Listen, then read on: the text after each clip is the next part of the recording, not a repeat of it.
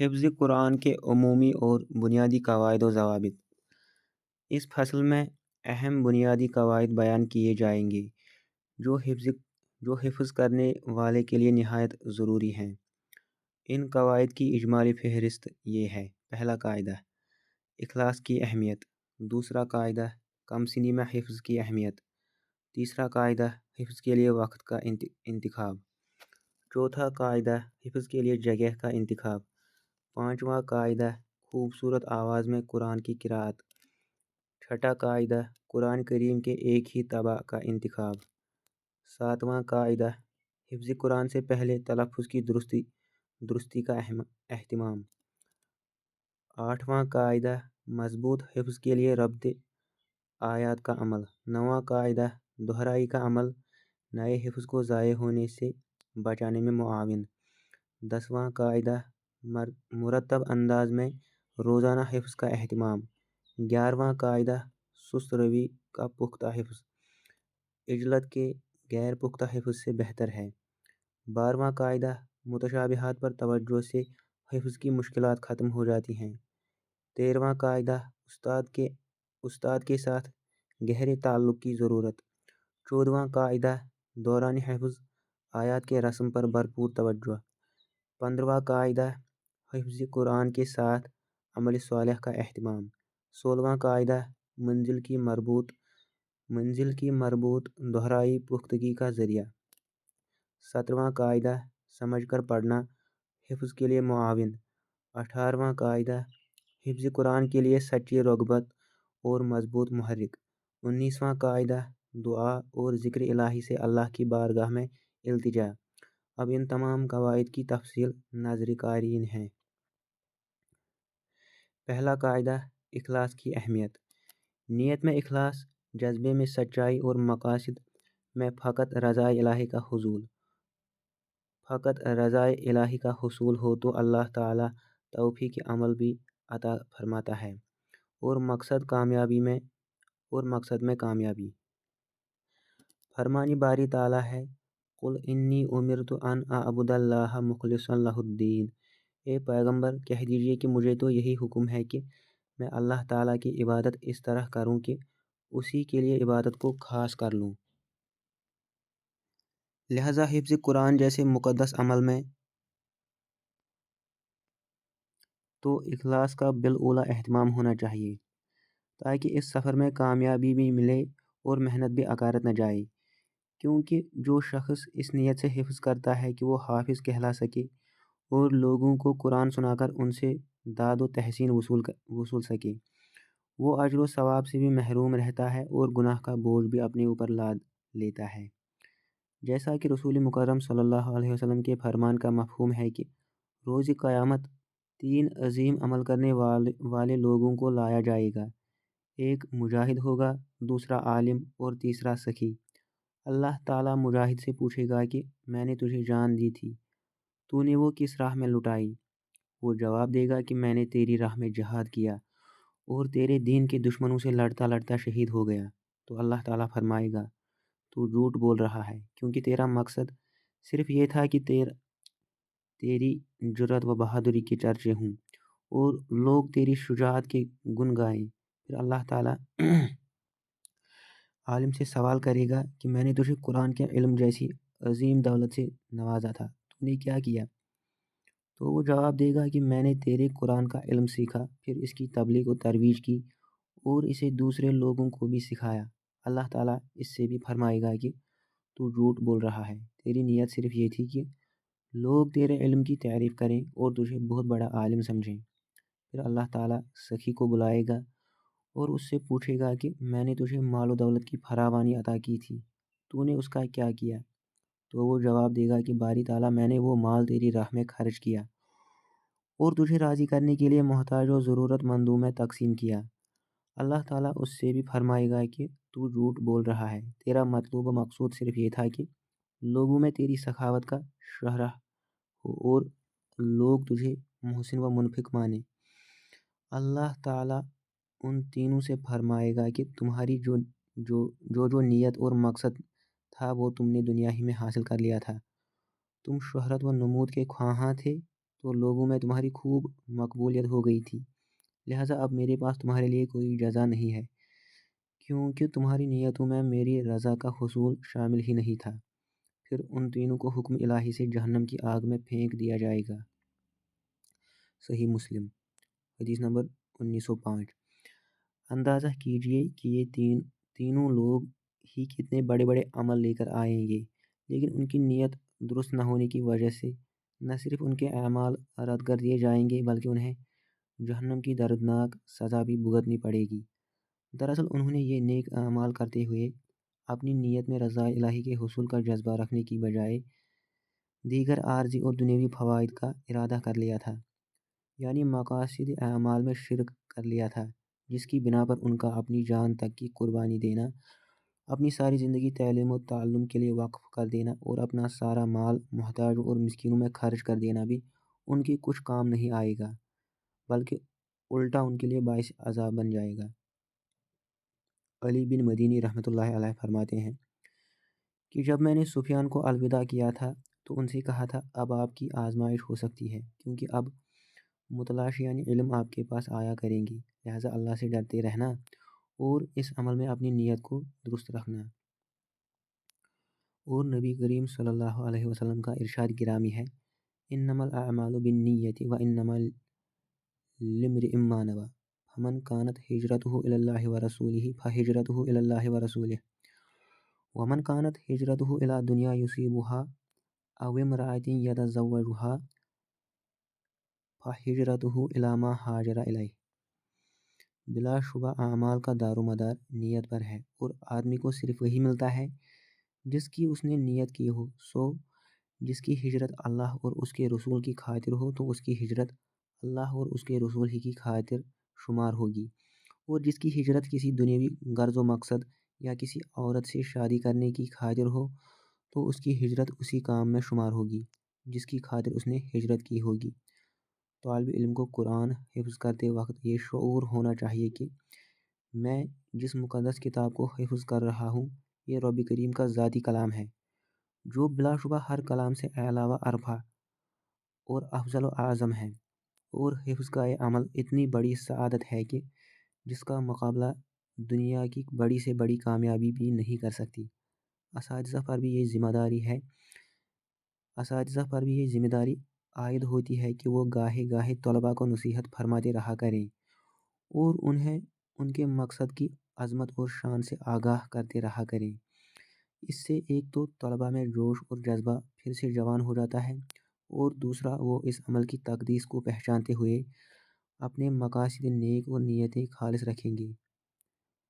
حافظ قرآن کو ریاکاری اور نمود و نمائش کے مرض سے دور رہنا چاہیے، کیونکہ یہ ایسی خطرناک بیماری ہے کہ جو ہمت اور طاقت سلب کر لیتی ہے اور تمام تر مقاصد غیر اللہ سے منسلک کر دیتی ہے۔ سیدنا علی رضی اللہ عنہ کا فرمان ہے، للمرانی ثلاث علامات یکسل اذا کان وحدہ وینشط اذا کان فی الناس ویزید فی العمل اذا اثنی علیہ۔ ریاکار شخص کی تین علامات ہیں، جب تنہا ہوتا ہے تو سست پڑ جاتا ہے، جب لوگوں میں ہوتا ہے تو چست ہو جاتا ہے، جب اس کی تعریف کر دی جائے تو زیادہ کام کرنے لگ جاتا ہے۔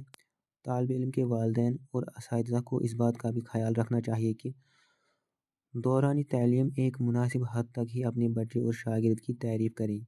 ایسا بھی نہیں ہے کہ اس کے اچھے رزلٹ پر حوصلہ افزائی ہی نہ کی جائے، بلکہ ضرور کرنی چاہیے، کیونکہ اس سے طالب علم میں مزید ہمت پیدا ہو جاتی ہے اور وہ اور بھی شوق سے محنت کرنے لگتا ہے۔ لیکن یہ تعریف اتنی زیادہ بھی نہ کر دی جائے کہ وہ خود کو بڑا ذہین و فتین اور صاحب علم سمجھنے لگ جائے اور شیطان کے حملے کا شکار ہو کر فخر میں آ جائے، اپنی کامیابی کا صحرا اپنے سر ہی باندھنے لگے، غرور کرنے اور خود کو دوسروں سے ممتاز سمجھنے لگ جائے۔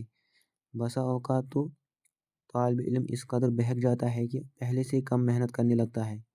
یہ اسی بد دماغی کا نتیجہ ہوتا ہے جو اس کی ضرورت سے زیادہ تعریف و ستائش کر دی جاتی ہے، اس لیے ایک مناسب حد تک ہی تعریف و توصیف ہونی چاہیے۔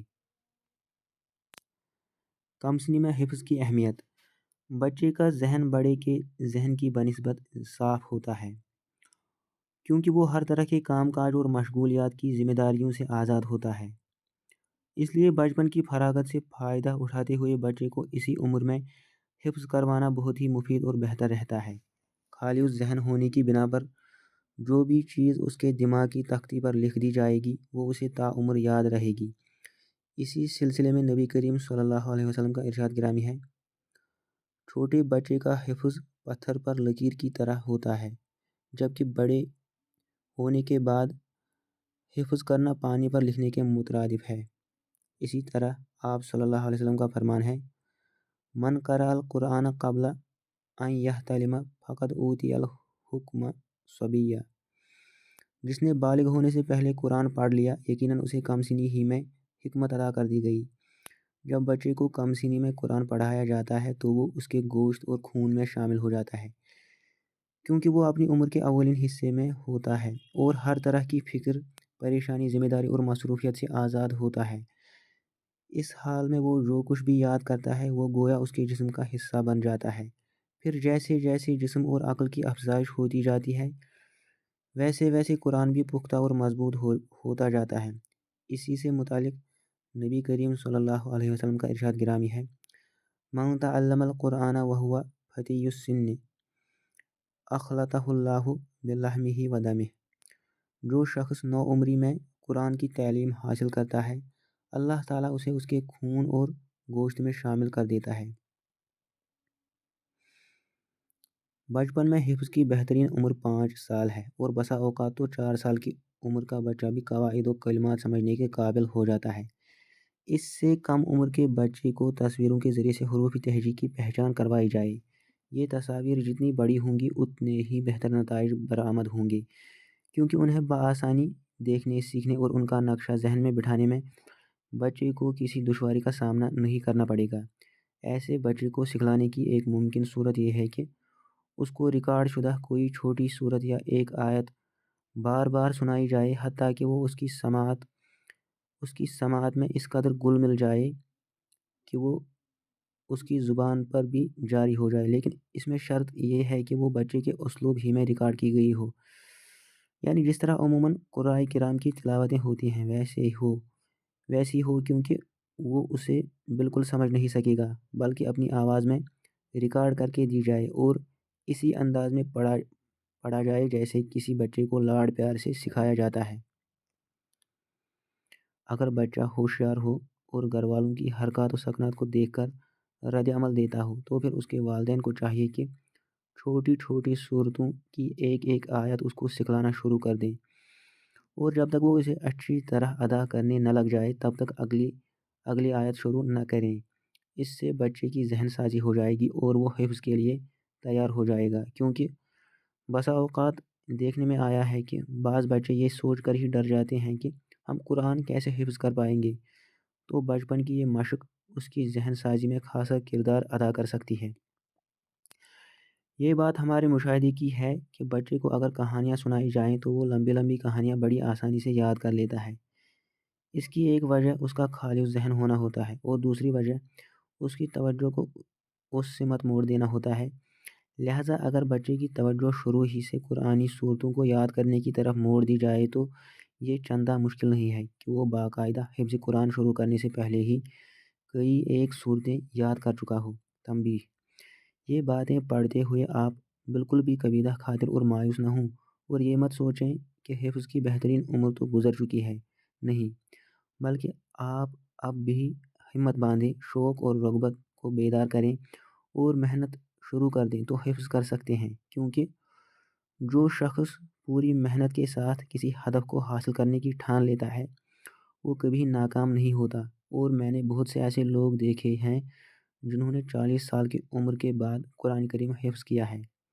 حفظ کے لیے وقت کا انتخاب: حفظ کے لیے مناسب وقت کا انتخاب بہت ضروری اور اہم ہے۔ سخت پریشانی اور تکلیف کی حالت میں حفظ نہ کریں۔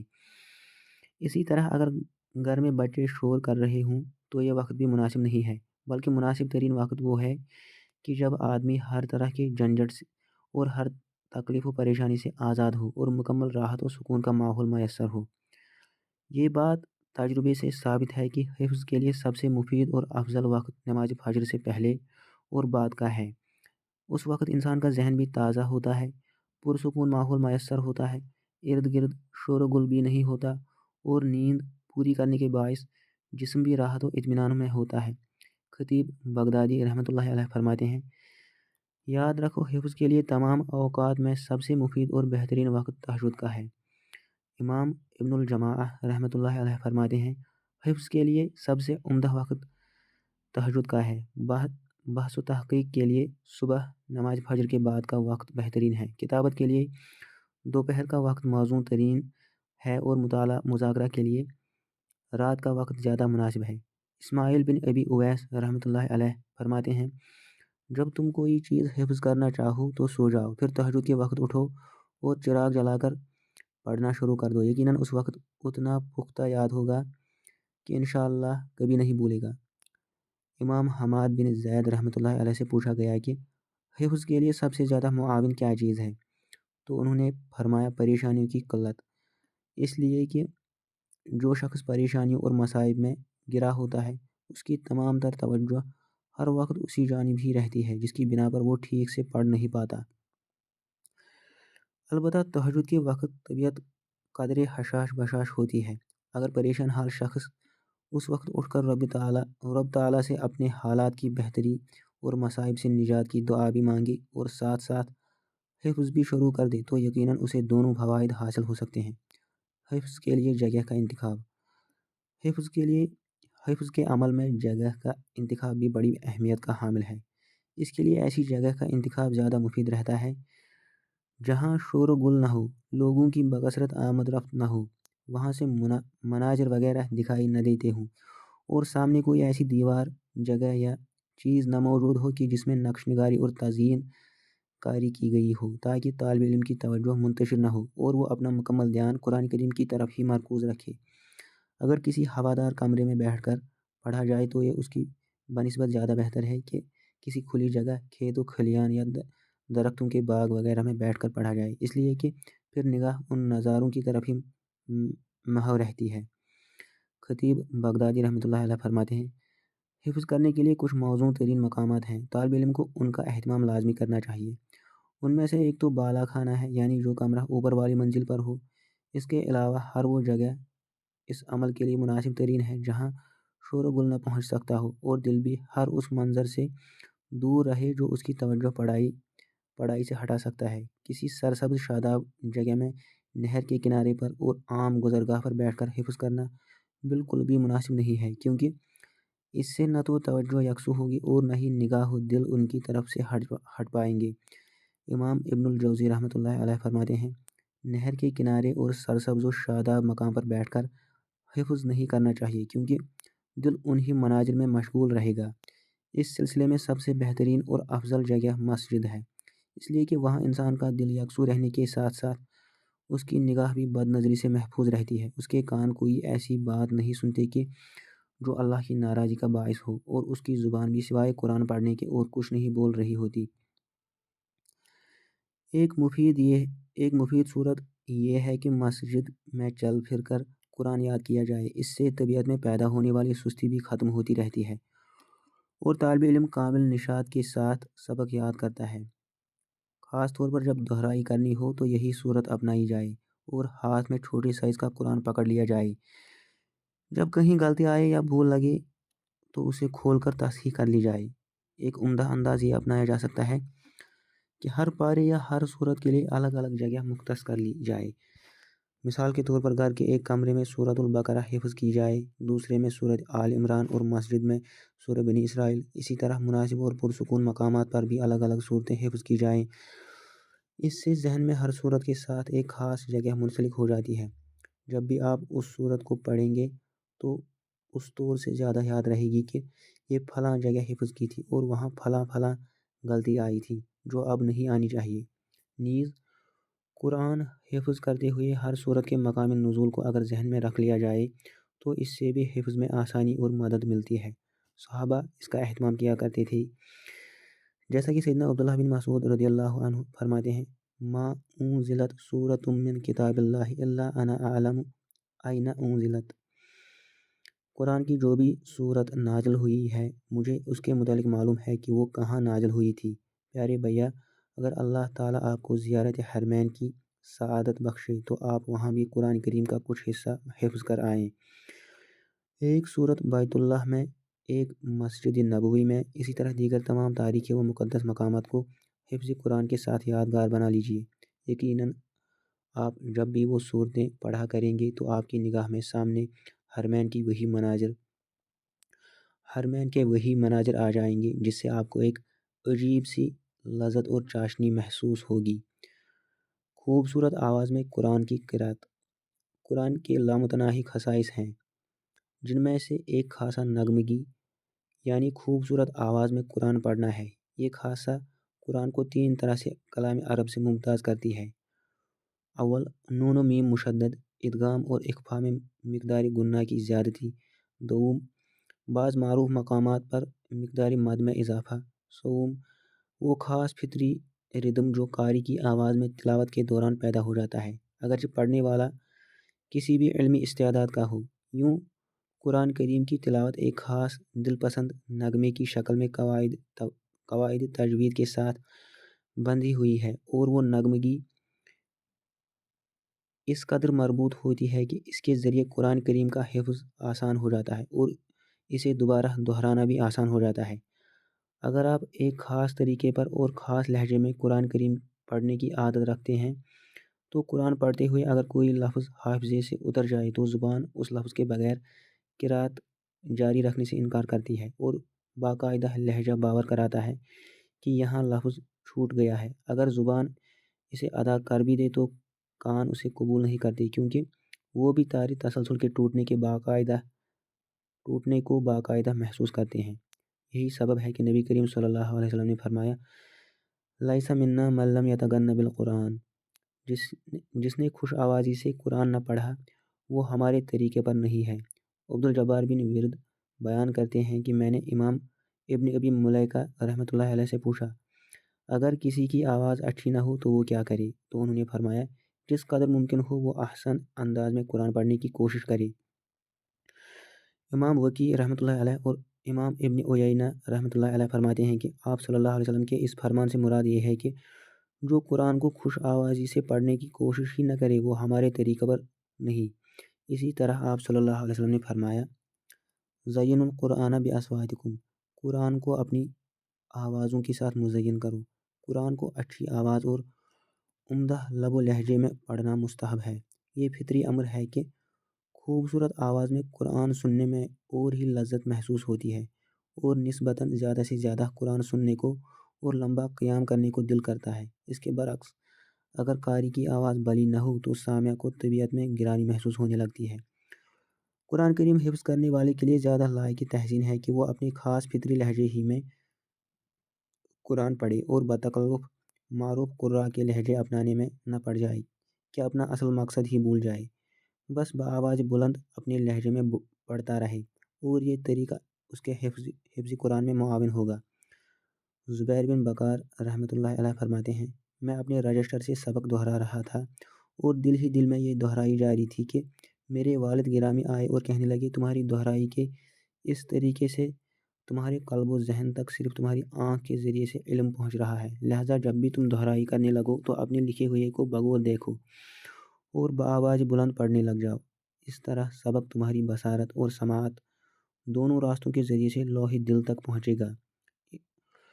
ابو ہلال عسکری رحمۃ اللہ علیہ اس سلسلے میں رقم تراز ہیں کہ طالب علم کے لیے یہ زیادہ بہتر ہے کہ وہ بآواز بلند اپنا سبق پڑھے یہاں تک کہ وہ خود اس کی سماعت کرے، کیونکہ کان جس چیز کو سنتا ہے وہ دل میں پختہ ہو جاتی ہے، لہٰذا وہ شخص زیادہ بہتر حافظ ہوگا جو پڑھنے کے ساتھ ساتھ اپنی قرأت کو سنتا بھی ہے۔ جب کسی پڑھی ہوئی چیز کو زیادہ فصاحت سے ادا کرنا مطلوب ہو تو قاری اسے بآواز بلند پڑھے، اس سے ادائیگی میں فصاحت بڑھ جائے گی۔ حاصل کلام یہ ہے کہ تجوید اور ترتیل کے اصولوں میں ڈلی ہوئی نغمگی قرآن ہی کی خصوصیت ہے۔ مشائخ قرآن کے ہاں یہ اکثر دیکھنے میں آیا ہے کہ جب وہ کوئی آیت پڑھاتے ہیں یا انہیں کوئی پڑھ کر سناتا ہے تو جہاں ایک حرف بھی درستی سے ادا نہ ہو انہیں فوراً احساس ہو جاتا ہے اور وہ قاری کو دوبارہ اسی لہجے میں پڑھنے کا کہتے ہیں جس میں اس نے حفظ کیا ہوتا ہے تو وہ غلطی خود بخود درست ہو جاتی ہے۔ قرآن کریم کا یہ پہلو بھی اس کی معجزاتی شان کا حصہ ہے، جو الگ سے اس لائق ہے کہ اس پر تحقیقات کی جائیں۔